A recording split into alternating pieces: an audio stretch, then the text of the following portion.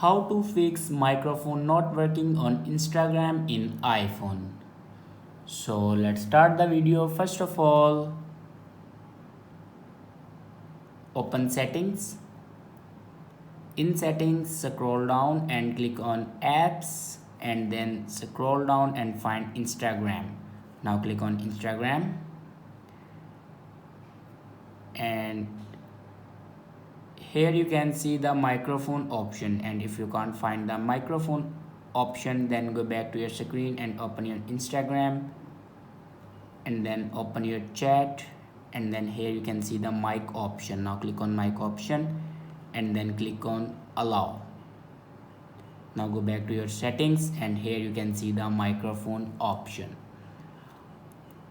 After that, your problem will be fixed. If it doesn't fix your problem, then go back to your screen and open App Store